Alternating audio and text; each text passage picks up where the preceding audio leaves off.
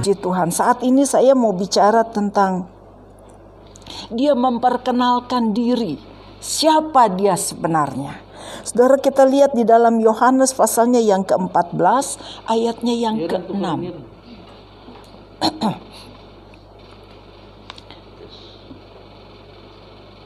Yohanes pasalnya yang ke-14 ayatnya yang ke-6.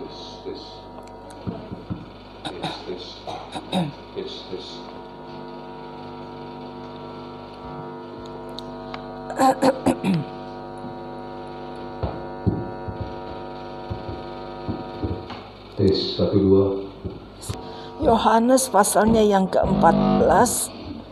Injil Yohanes pasalnya yang ke-14 ayatnya yang ke-6. Saudara yang di belakang bisa dengar suara saya. Saya biar parau-parau. Puji Tuhan. Yohanes pasalnya yang ke-14 ayatnya yang ke-6. Ada di slide. Kita baca sama-sama yuk. Udah ya. 2, 3. Kata Yesus kepadanya, "Aku adalah jalan, kebenaran dan kehidupan. Manusia seorang pun sampai kepada Bapa kecuali tidak melalui aku." Puji Tuhan, sampai di situ. Saudara, dia memperkenalkan diri, dia katakan, "Aku inilah jalan, kebenaran dan kehidupan." Saudara, satu-satu kita kupas. Pertama dikatakan, "Aku inilah jalan." Aku inilah jalan, katanya. Jalan yang menuju ke rumah Bapa. Jalan yang menuju ke Bapa. Kenapa dia katakan dia adalah jalan? Karena dia berasal dari sana, saudara. Jalan yang menuju ke rumah Bapa. Jalan yang menuju kepada Bapa.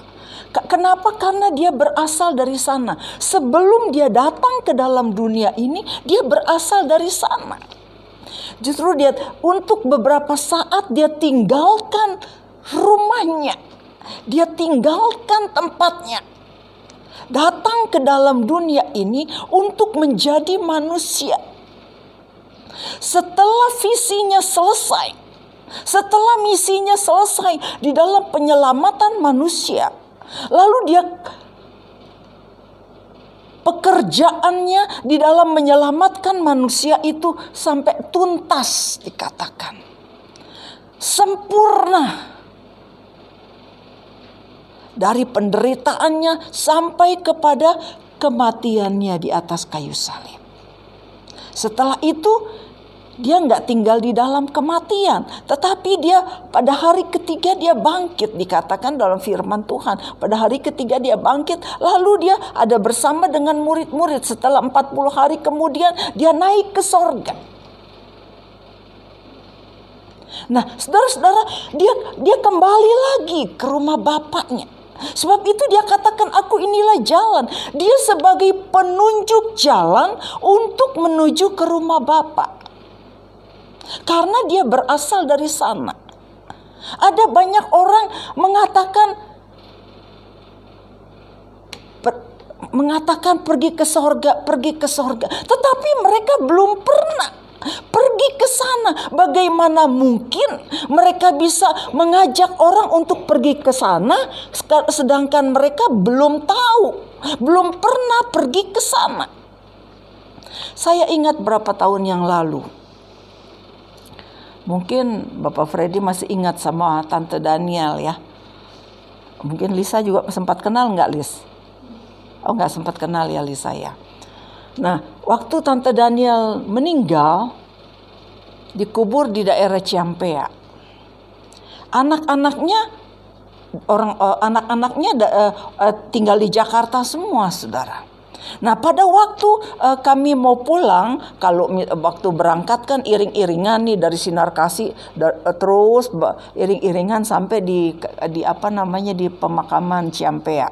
Waktu pulang, kata Bapak Gembala bilang waktu itu motornya kurang kurang apa, dia bilang kurang sedap dipakai, maksudnya kurang enak gitu kan ya. Jadi dia mau ke bengkel katanya. Jadi saya disuruh ikut sama mereka. Terus ya udah, kata mereka bilang, udah kalau gitu ibu sekalian penunjuk jalan katanya. Oke, saya bilang, saya itu. Terus kan di Ciampea itu kan kalau pas kita mau keluar dari Ciampea ada tanjakan nanjak begini kan. Saya bilang sama sopirnya, Pak, setelah tanjakan, saya bilang, kita belok kanan. Itu jalan yang menuju ke Bogor, saya bilang gitu. Pikirnya si anaknya itu, kita kan bukan mau ke Bogor, mau ke Pagelaran. Nah, ke Pagelaran kan kalau dari sana kan harus jalan menuju ke Bogor dulu. Nanti sampai di pertigaan itu baru kita ambil jalan yang menuju ke Pagelaran kan. Nah, si anaknya nih nggak ngerti orang Jakarta. Ya, saya bilang sama sopirnya dari tanjakan belok kanan, anaknya bilang terus katanya. Lalu terus saudara, harusnya belok kanan dari tanjakan, dia terus. Akhirnya nyasar saudara, sampai-sampai katanya menuju ke daerah, perjalanan menuju ke Lewiliang. Orang nggak tahu, dia nggak pernah masuk ke Ciampea, dia nggak tahu jalan itu, tapi sok mau jadi penunjuk jalan. Terus akhirnya dia marah-marah sama saya. Dia bilang, ibu gimana sih tadi nunjukin jalannya? Saya kan bilang setelah tanjakan belok kanan. Itu jalan yang menuju ke Bogor. Nanti udah sampai di perapatan itu kita belok ke kanan lagi. Itu menuju ke Pagelaran. Saya bilang begitu. Nggak bisa kalau dari sini langsung ke Pagelaran. Dia harus melalui jalan itu dulu. Saya bilang gitu. Akhirnya dia marah-marah saudara. Jadi gimana ini sekarang? Dia bilang. Saya bilang kalau udah sampai di sini saya bingung. Saya nggak tahu ini jalan kemana. Saya bilang gitu kan. Akhirnya kita cari pom bensin. Tanya sama di pom bensin, katanya itu menuju ke Lewiliang. Saya bilang saya nggak pernah jalan ke Lewiliang. Saya nggak tahu jalan. Saya bilang gitu. Sopir orang dari pom bensin kasih tahu putar balik. Dapat jalan Ciampea tadi. Langsung belok kanan, langsung bablas katanya. Benar seperti yang saya bilang, saudara. Nah, saudara-saudara, banyak orang mau menjadi penunjuk jalan, tapi nggak tahu gitu loh. Tapi dikasih tahu nggak mau tahu. Dia belum pernah ke daerah itu, tetapi dia bilang terus katanya. Nah, sopirnya kayaknya nggak percaya kali sama saya ya. Saya bilang belok kanan, saya bilang gitu. Tapi dia tanya sama anaknya, dia bilang, Pak ini belok kita jalan kemana nih? Anaknya bilang terus. Saya bilang Pak belok kanan, saya bilang gitu. Tapi dia ikutin anaknya terus. Akhirnya bablaslah yang menuju ke Lewiliang, saudara. Nah, kita melihat di sini, saudara, banyak orang yang nggak tahu jalan, tapi kepengen nunjuk jalan. Nah, Yesus karena dia berasal dari sana, dia katakan aku inilah jalan. Tidak ada seorang pun dapat sampai ke Bapa kecuali melalui aku, katanya. Kalau kita mau sampai ke rumah Bapa, kalau kita mau sampai kepada Bapa, kita harus melalui Yesus. Karena dialah yang menjadi penunjuk jalan bagi kita. Dialah yang menjadi penunjuk jalan. Saudara-saudara, Yesus tahu detailnya. Kalau saudara lihat di dalam kejadian lagi, Yohanes 14 ayat 1 sampai ayatnya yang ketiga, di situ Yesus katakan dengan jelas, dia katakan bahwa di rumah Bapakku ada banyak tempat, katanya. Coba deh kita baca, saudara baca, ya siapa yang bisa baca ya, baca cepat. Chelsea deh, yang dekat, ya Chel.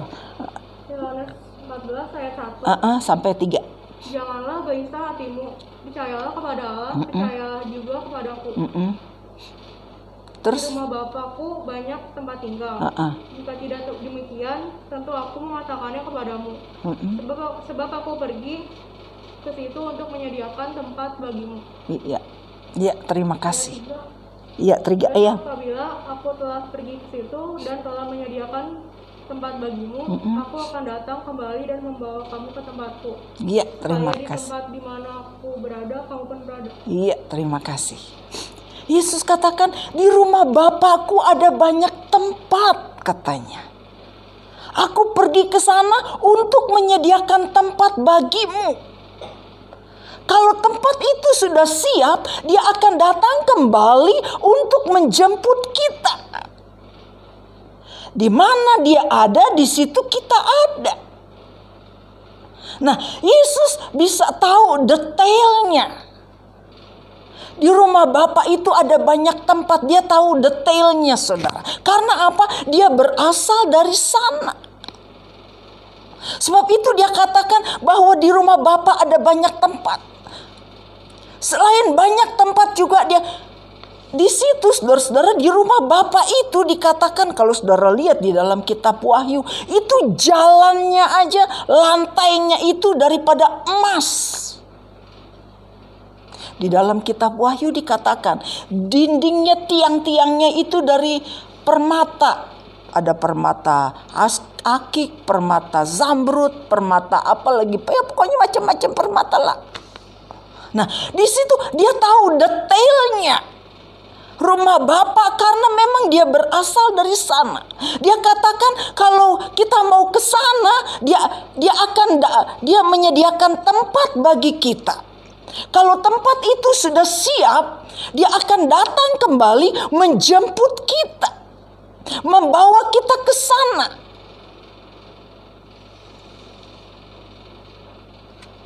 Karena dia yang tahu jalannya. Sebab itu dia katakan, aku inilah jalan. Kalau kita mau ke rumah Bapa, kita harus melalui Yesus. Jalannya Yesus, melalui Yesus. Karena dialah jalan yang menuju ke sana ya. Lalu selanjutnya juga kita lihat, selain dia katakan aku inilah jalan, aku inilah jalan kebenaran. Yang kedua dia katakan aku inilah yang pertama dikatakan aku inilah jalan yang menuju ke rumah Bapa. Lalu yang selanjutnya dikatakan aku inilah kebenaran. Aku inilah kebenaran. Di dalam dia ada kebenaran. Banyak orang mau mencari kebenaran. Tapi mereka nggak tahu bahwa kebenaran itu ada di dalam Yesus. Yesus adalah kebenaran. Kalau saudara lihat di dalam Yohanes pasalnya yang ke-17.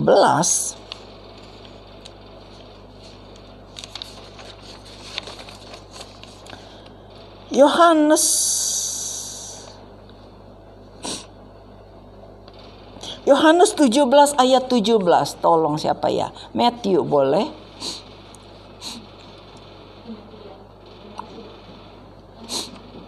Yohanes 17 ayat 17. Ya. Tunjukkanlah mereka dalam kebenaran, firman-Mu adalah kebenaran. Iya.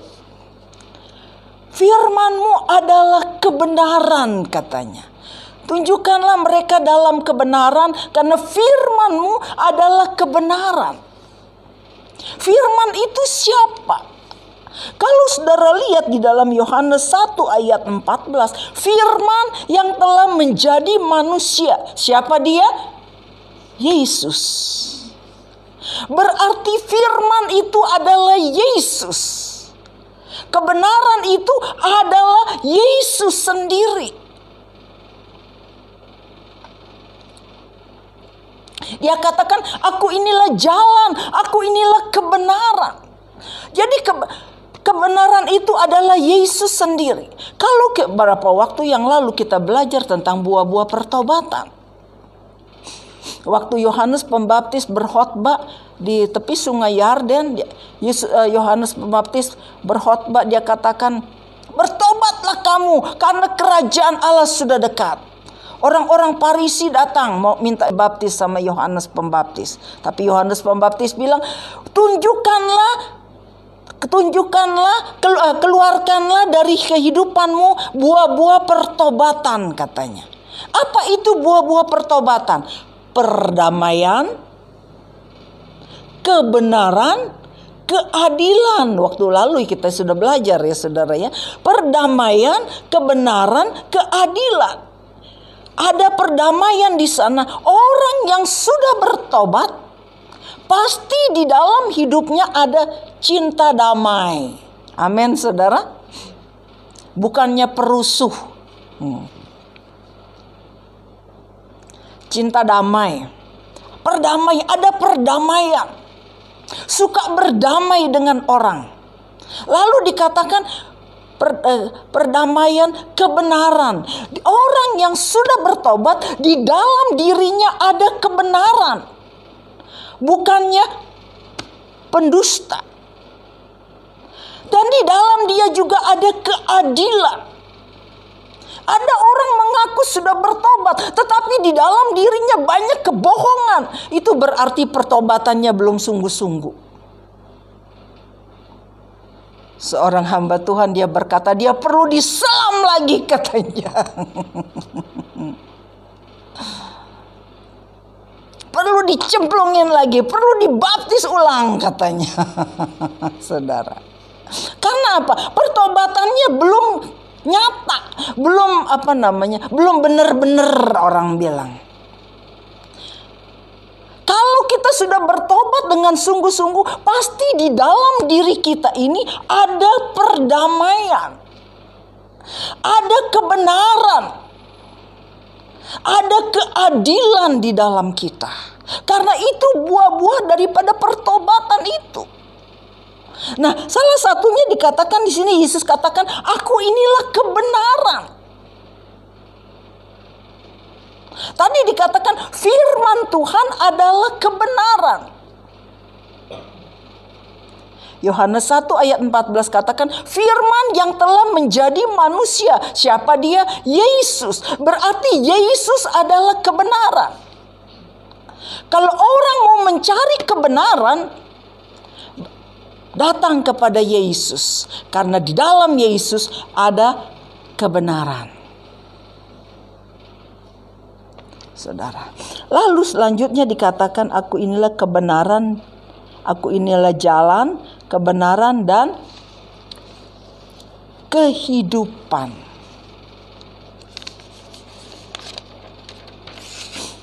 Aku inilah jalan, kebenaran dan kehidupan.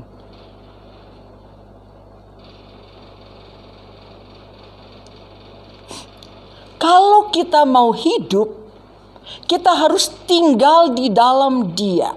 Karena Dia adalah sumber kehidupan.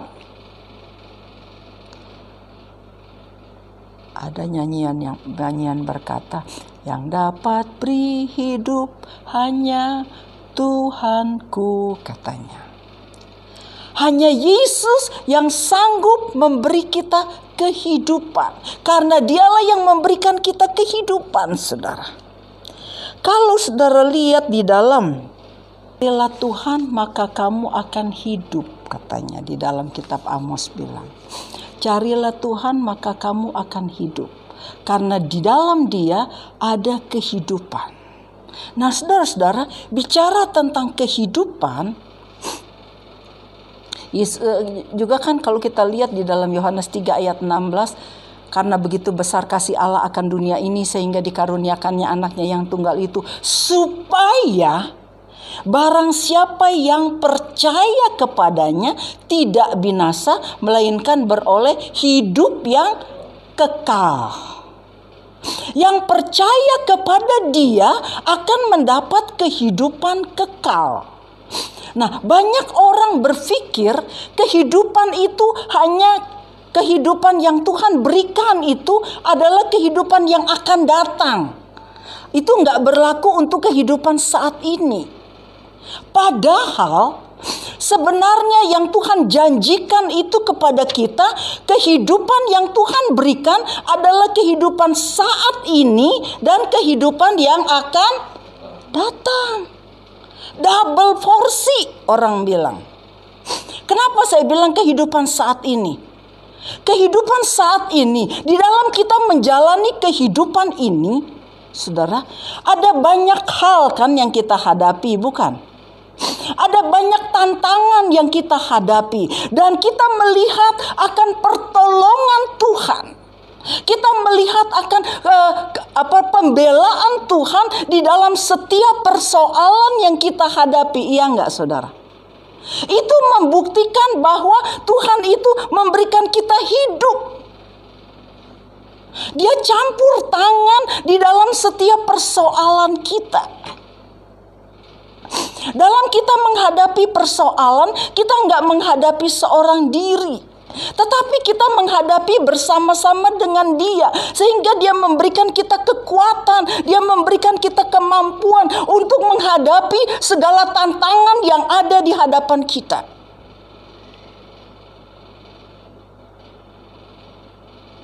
Itu kehidupan yang Tuhan berikan, sehingga kita dapat berkata, saya bisa kuat sampai saat ini bukan karena kekuatan kita, tetapi kita kuat karena Dia. Amin.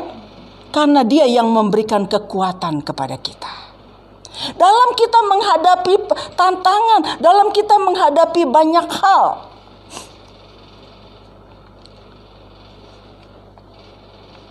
kita merasakan campur tangan Tuhan.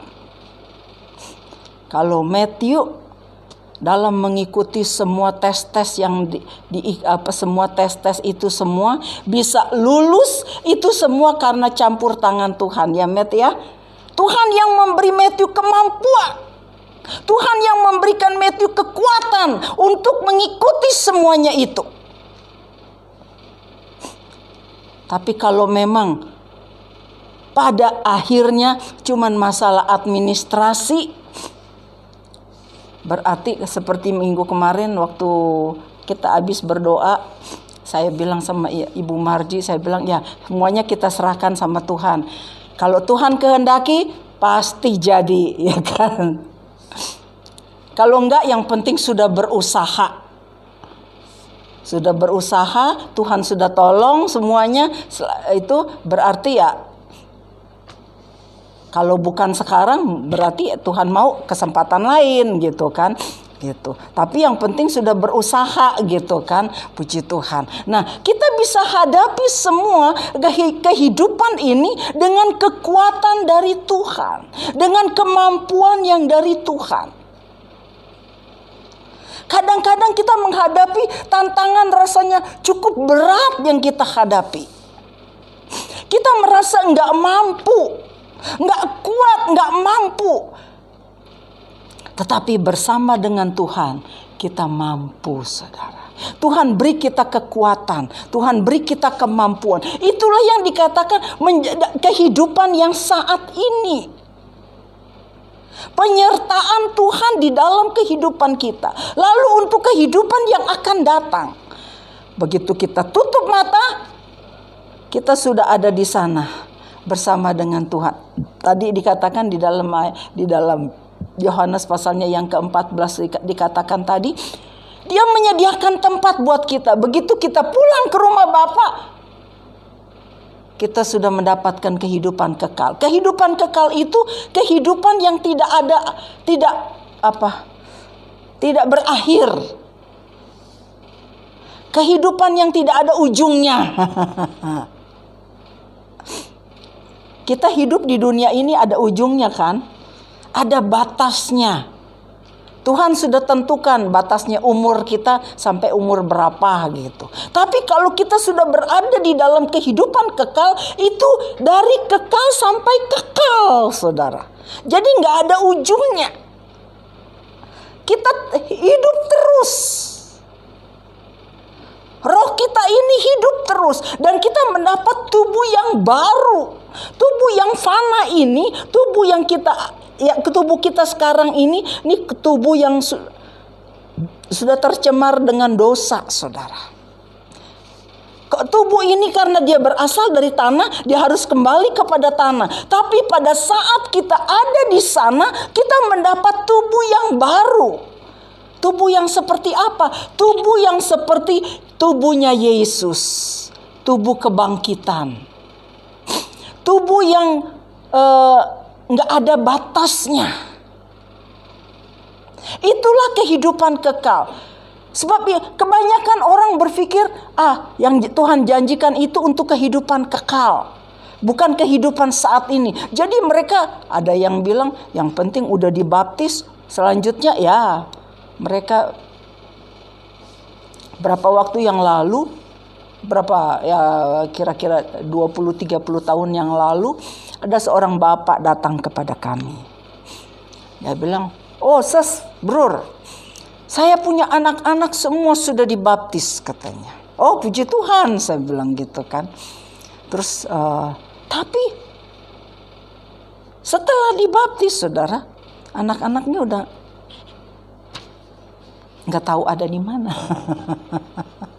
Saya nggak mau bilangnya, saudara. Nggak tahu ada di mana. Yang penting katanya, saya sudah bawa mereka untuk masuk dibaptis, katanya gitu. Kan dibilang kalau udah dibaptis berarti kan namanya tercantum di buku kehidupan. Terus saya bilang, saya panggil dia Om karena udah tua ya, saudara. Saya bilang, "Om, memang pada waktu kita dibaptis nama kita tercantum di buku kehidupan di sorga. Tetapi kalau kita nggak setia," saya bilang, "itu nama itu akan kehapus dengan sendirinya. Kalau kita nggak bertahan di dalam kita mengiring Tuhan, nama itu akan terhapus dengan sendirinya." Terhapus dengan apa? Karena ketidaksetiaan kita kepada Tuhan. Masa katanya gitu? Masa bisa kehapus? Bisa lah, saya bilang. Kalau kita nggak setia, saya bilang. Sebab itu dikatakan langkah terakhir yang menentukan, katanya kan. Tetapi kalau nggak ada langkah pertama, nggak mungkin ada langkah terakhir kan? Iya nggak, saudara? Jadi kita harus berjalan terus. Di dalam kita mengiring Tuhan, kita harus berjalan terus maju.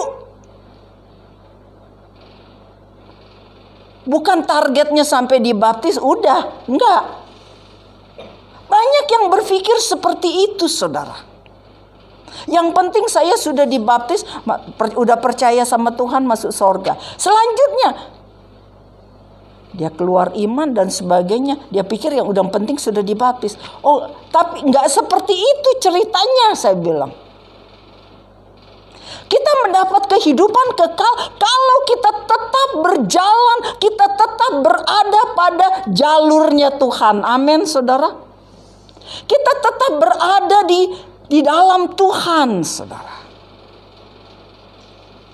Baru kehidupan itu benar-benar menjadi bahagian di dalam kehidupan kita. Kehidupan kekal itu benar-benar kita terima gitu loh. Pada saat kita tutup mata, kalau kita tetap tinggal setia di dalam Dia. Nah, jadi dikatakan di sini bahwa kehidupan, Yesus berkata, "Aku inilah jalan, kebenaran, dan kehidupan." Karena Dia yang memberikan hidup, Dia memberikan kehidupan kekal bagi yang mau percaya, bagi yang mau menerima Dia. Kehidupan kekal menjadi jaminan di dalam kehidupan kita. Asal kita tetap tinggal setia di dalam Dia. Tertanam di dalam Dia.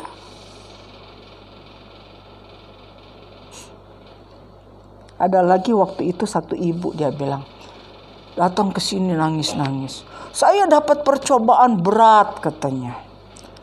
"Padahal kan saya udah setia ikut Tuhan," katanya gitu. "Tapi kok kenapa Tuhan izinkan saya dapat percobaan berat?"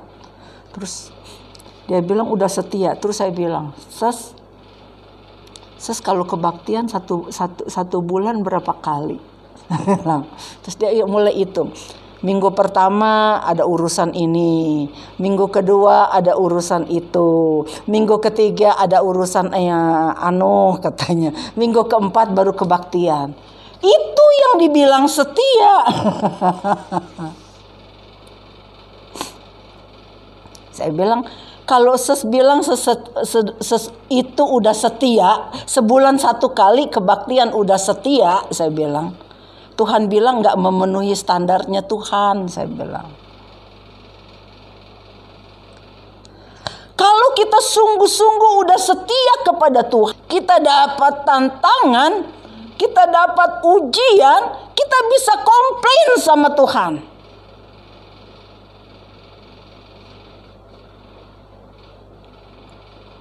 Bisa kita komplain sama Tuhan, saudara.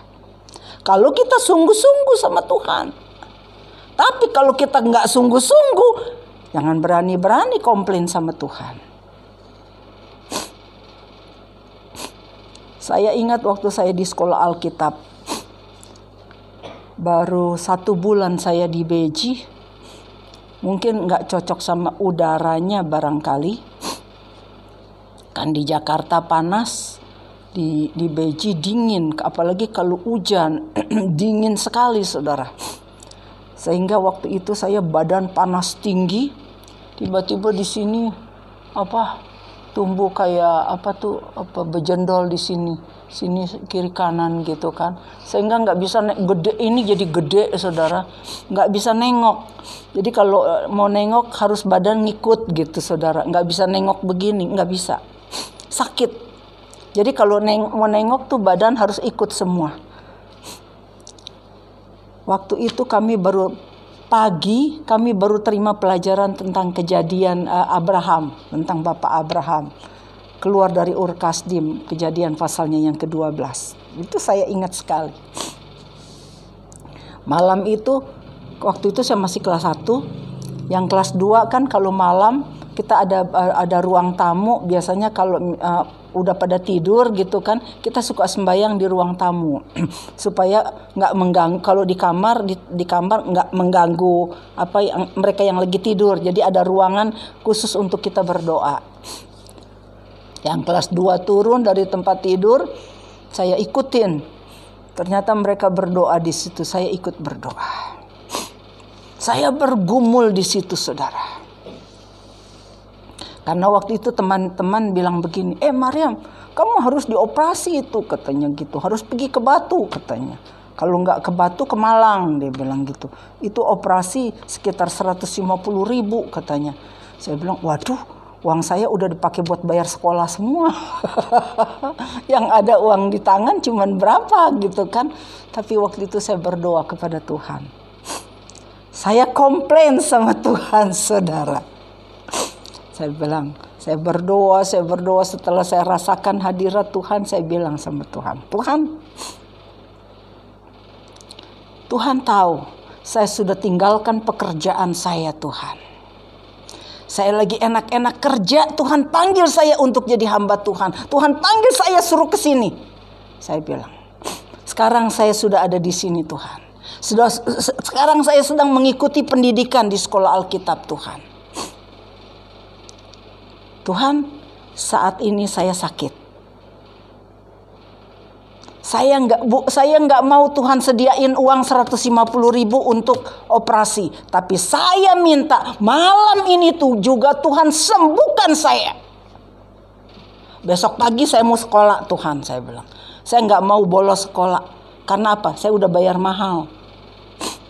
Kalau yang lain masuk sekolah Alkitab, mereka cari sponsor, saudara. Kalau saya bayar sendiri dari gaji saya. Dari tabungan saya bayar. Karena apa? Saya mau merasakan bagaimana bisa, kalau kita dari uang kita sendiri kita bisa menghargai gitu loh. Mereka yang cari sponsor kan kadang-kadang suka ya males-malesan belajar apa gitu. Tapi kalau saya, karena saya uang sendiri yang saya pakai bayar uang sekolah, jadi saya merasakan perihnya gitu loh, saudara. Saya nggak mau bolos, biar sakit saya harus masuk. Saya bilang, Tuhan besok saya mau sekolah, Tuhan. Saya nggak mau sakit, saya bilang gitu. Tuhan tolong sembuhkan saya. Malam ini juga Tuhan, nggak pakai besok. Saya bilang sama Tuhan. Saya bergumul, ada 2 jam atau 3 jam saya bergumul, saudara. Sampai saya rasakan ini enteng, saudara. Setelah itu, sudah enteng. Saya selesai, mereka udah pada masuk kamar semua, tinggal saya sendiri di ruangan itu. Lalu saya masuk kamar, saya nyalahin lampu di belakang, saya berdiri di depan wastafel, kan ada kaca kan situ kan. Saya bilang, dalam nama Yesus, saya nyalahin lampu. Saya lihat, puji Tuhan, sembuh saudara. Sehat. Makanya saya bilang kalau kita sungguh-sungguh saudara, kita bisa komplain sama Tuhan. Asal kita sungguh-sungguh. Tuhan ngerti kok kita. Tuhan sangat memahami kita gitu loh. Tuhan sangat mengenal kita.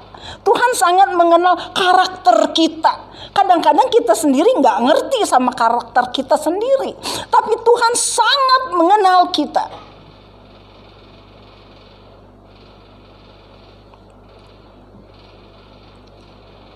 Akhirnya puji Tuhan, selama saya di Beji, saya nggak pernah sakit lagi.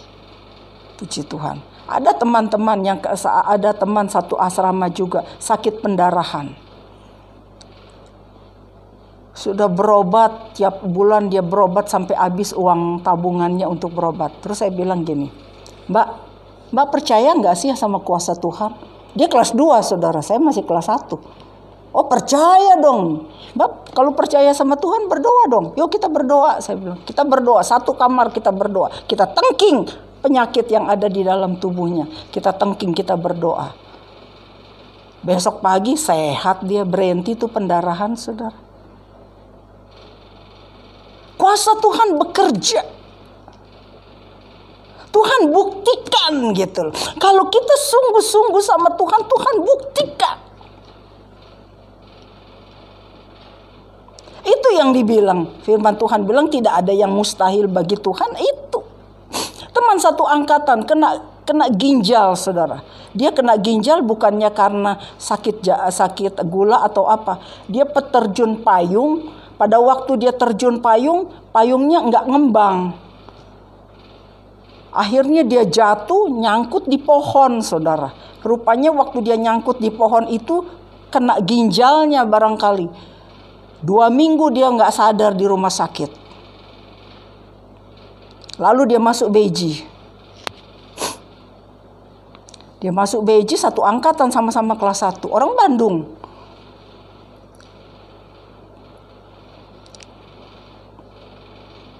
Kalau lagi kambuh, semua badannya bengkak. Dari muka sampai kaki sampai tangan semua bengkak. Jadi bulat gitu, jadi gede. Saya bilang, Li, kenapa kamu jadi bulat begini? Saya bilang, dia panggil saya Tante Mariam. Karena ada anak remaja saya yang masuk sekolah Alkitab juga. Panggil saya Tante, jadi dia ikutan saudara panggil Tante. Tante Mariam, Lili ini bukannya sehat ini, bukannya gemuk katanya. Sakit ini katanya gitu. Kenapa kamu? Kena ginjal katanya gitu. Harus cuci darah. Terus waktu itu dia bilang, dia cerita sama saya. Mariam, gimana ya katanya gitu. Apa Lili harus cuci darah? Saya bilang, kamu punya iman gak? Kalau kamu punya iman sembahyang. Terus dia tulis surat ke Tante Brotland ke Amerika. Tante Brotland bilang, kalau kamu punya iman, berdoa. Kalau kamu nggak punya iman untuk sembuh, cuci darah sana, katanya. Diizinin gitu kan, untuk cuci darah. Terus dia datang lagi sama kepala sekolah. Pada waktu itu Tante Brotland lagi pulang ke Amerika. Jadi kepala sekolah kami waktu itu Om Lomoindong. Dia datang sama Tante Lomoindong. Tante Lomoindong juga jawabannya begitu. Terus dia datang lagi sama saya. Tante Mariam, gimana menurut kamu? Ya saya seperti yang saya bilang, kalau kamu punya iman berdoa, ayo saya dukung kamu dalam doa. Saya bilang tiap malam kita berdoa saudara. Akhirnya nggak jadi cuci darah. Itu tahun 83. Dia pulang sehat saudara. Udah nggak cuci darah. Selama itu nggak pernah cuci darah selama di Beji. Kalau pas jadwal cuci darah mamanya datang malah bawa makanan buat kita seasrama makan. Dia meninggal tahun 83 kami masuk sekolah Alkitab. Dia meninggal tahun 98. Setelah mempersiapkan perjamuan suci malam tahun baru, rupanya dia kecapean. Dia bilang sama mamanya, Mama, Lili rasanya capek banget. Lili mau istirahat katanya. Malam tahun baru kan ibadah jam 10. Jadi waktu itu masih jam 7. Dia bilang mau istirahat dulu barang 1-2 jam katanya. Nanti jam setengah 10 mau siap kebaktian kan, kebaktian malam. Dia istirahat jam 7. Tahu-taunya jam 10 saudara bangun, saudara. Itu tahun 98. Jadi bertahan berapa tahun, saudara? 83, 98. 15 tahun. Tanpa cuci darah. Karena kuasa Tuhan yang bekerja. Dia punya iman. Sebab itu waktu itu saya katakan sama Bapak Gembala, punya iman gak? Sembahyang, ayo saya dukung. Saya bilang. Hizkia aja dia berdoa sama Tuhan, langsung Tuhan tambahkan umur 15 tahun lagi, ya kan saudara. Tuhan sanggup kerjakan. Tuhan sanggup. Apa yang manusia bilang mustahil itu bagi Tuhan gak mustahil itu, saudara. Dia tanpa cuci darah itu si Lili. Cuman dia makan tanpa garam. Dia bilang sama mami tukang masaknya, tanpa garam. Paling dia makan minum pakai kecap manis aja gitu. Dia tambah pakai kecap manis gitu. Nggak pakai garam sama sekali. Tapi dia nggak cuci darah, nggak berobat, nggak apa. Pokoknya cuma berdoa toh. Tuhan nyatakan kuasanya. Itu yang dibilang kehidupan yang Tuhan berikan saat ini, saudara. Pengalaman-pengalaman hidup yang Tuhan berikan kepada kita saat ini. Kalau ceritanya yang untuk kehidupan kekal beda lagi, bukan? Saat ini kita merasakan pertolongan Tuhan, pembelaan Tuhan. Kuasa Tuhan dinyatakan di dalam kehidupan kita saat ini. Yang dibilang kehidupan saat ini dan kehidupan yang akan datang. Yang Tuhan berikan kepada kita yang percaya kepada Tuhan. Dialah satu-satunya pengharapan kita. Amin, saudara. Tuhan tolong kepada kita semua. Sama-sama kita bangkit berdiri. Saya ingin kita nyanyikan itu lagu. Yesus kau kebenaran. Haleluya, haleluya. Allah Bapa kami yang ada di dalam surga, Bapa yang kami panggil di dalam nama Tuhan Yesus Kristus, kami bersyukur, kami berterima kasih kepadamu Tuhan, Tuhan yang sudah memimpin ibadah kami dari awal pertengahan sampai kepada tamatnya. Kami boleh merasakan pimpinan Tuhan, campur tangan Tuhan di dalam ibadah kami Tuhan. Kami boleh merasakan lawatanmu, berkatmu Tuhan Yesus di dalam ibadah kami Tuhan. Kami sudah menerima firman-Mu. Engkau meteraikan setiap firman Tuhan di dalam kehidupan kami, membawa kami semakin hari semakin dekat kepadamu Tuhan. Semakin hari kami boleh semakin mengasihi Engkau Tuhan. Kami bersyukur kepadamu Tuhan Yesus. Buat saat ini Tuhan Yesus, Engkau memberkati seluruh sidang jemaat Tuhan yang ada pada saat ini Tuhan. Kalau kami sudah beribadah kepadamu Tuhan, Engkau berkati Tuhan Yesus setiap persembahan kami, baik lewat pujian penyembahan kami, begitu juga lewat korban tatangan yang sudah dibawa oleh umat-Mu Tuhan. Bagi pekerjaan Tuhan, Tuhan balas dengan berkat-Mu melimpah, sebagaimana janji firman-Mu Tuhan. Engkau berkati Tuhan Yesus, nama Tuhan dipuji, dipermuliakan Tuhan. Berkati Tuhan Yesus semua yang sudah ambil bagian di dalam pelayanan pekerjaan Tuhan, baik yang sudah memimpin pujian, para pemusik, pelayanan LCD, penyemprotan Tuhan, apapun pelayanan yang sudah dikerjakan oleh sidang jemaat Tuhan sepanjang hari ini Tuhan. Engkau Allah sumber segala berkat-Mu Tuhan. Balas dengan berkat-Mu melimpah di dalam setiap rumah-rumah tangga kami, usaha pekerjaan yang dihadapi umat-Mu Tuhan, yang tolong Tuhan, yang campur tangan Tuhan, yang memberkati Tuhan. Biarlah nama-Mu dipuji, nama-Mu dipermuliakan, ditinggikan Tuhan.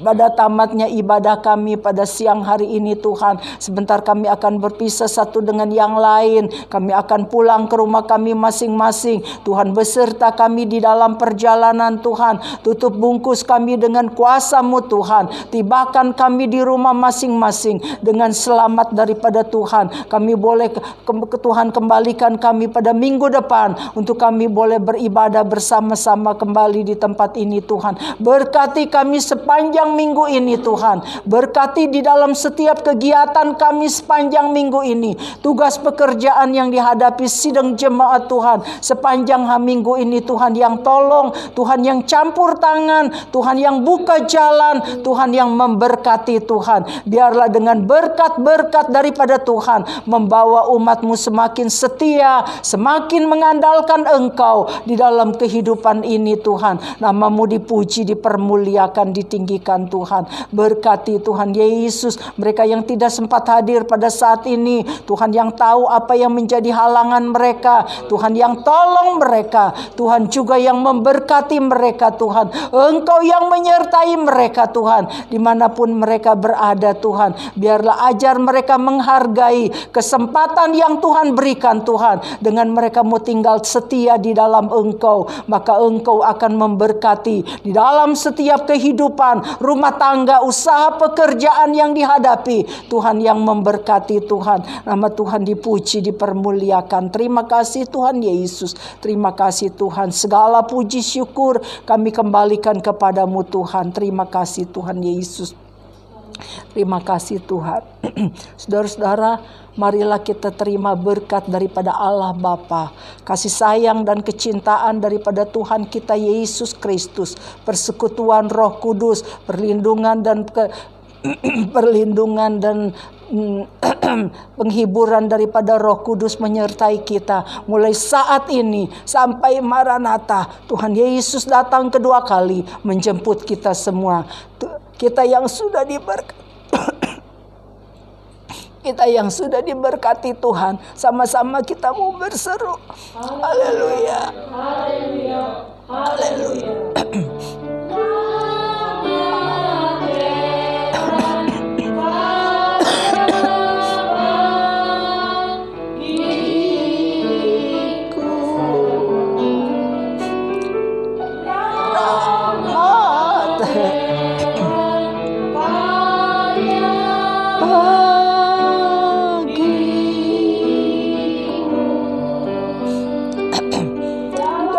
Nama Tuhan Yesus Kristus, haleluya, amin. Tuhan memberkati, puji Tuhan.